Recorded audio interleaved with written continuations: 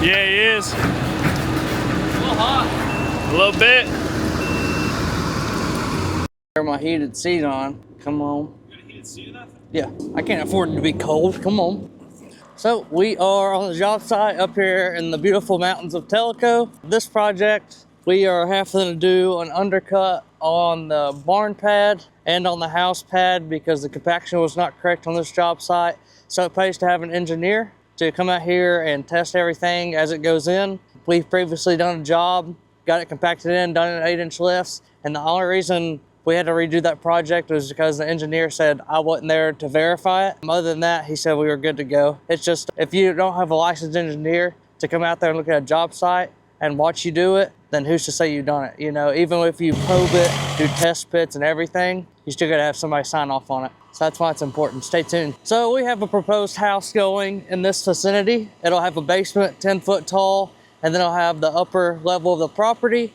We're gonna cut this back 25 foot because right now it's on a steep slope and all the water is going to come right to the house. So what we're going to do is set another bench up there, get water to slope away. So any water that comes off the hill will catch into a valley and we'll get to run off the side of this mountain and get it where they can park a bunch of vehicles up whenever they have family gatherings, things like that. And we're going to come through and undercut this and recompact and fill in and have a circle driveway come around the whole backside of the house so that they can have easy access in and out. Short and sweet, baby. So we'll start here. So then we got to do a wall here and a wall up here too. That'll be pretty good. Retaining wall. Like why? Yeah, and this here, so this will be a garage. We'll have a garage up here and a whole garage down here. So we're gonna do a retaining wall to separate the upper and lower level of the property. And on this side, we are gonna push this bank back and install a retaining wall. That way we don't have to worry about any erosion, any water, or any of those features coming towards the house. So we're solving it one step at a time. And any of these are all test bits that we use for the engineer to come out here and test the soil and see if it's been compacted the way it should have been. And so, yeah, how soft the dirt is here. Well, you can't really right now because it's solid. It is at right now. We're gonna cut back 25 foot so we can set a bench all the way across here. Once we get all the trees cleared, any trees that are good, we're gonna save, de-limb them, and burn the limbs and haul off the logs so that somebody can use them and repurpose them and get water to shed back. So we'll just go up there where the septic's going. After trees are cleared, banks cut, and topsoil stockpiled, what we can do is then start on the undercut here for the proposed barn and proposed.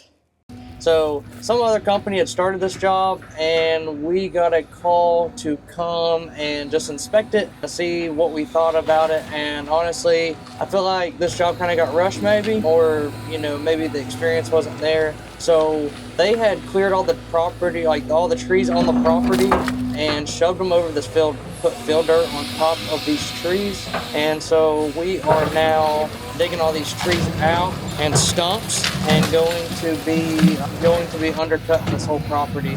So it is ready to rock and roll and we won't have to worry about any issues from now on. And so pretty much we're just here to give the homeowners a sense of urgency and let them know that their property will be handled and done right, and we will be showing them each step. And like I said, we've had an engineer out here and we're gonna have to do a 6-foot undercut on their house pad and have their footers inspected after they were dug to make sure we don't have to put flowable fill in the undercut area. And then on the barn pad, we are doing the same thing, but we are only doing a 4-foot undercut, and we are having to backfill with aggregate base a foot at the top after we compact the fill. And then we will be getting a proctor done on the rest of this dirt to make sure that it is going to be suitable to build with. If not, we're going to have to import soil, and then that's going to change up everything significantly. So to all the homeowners out there, if you are needing work done, you need to be sure that your contractors are doing it right. And if you ever just want to reach out to us and double check, we are more than glad to take a look at the project. We want people's investments to last in a lifetime and not just till tomorrow.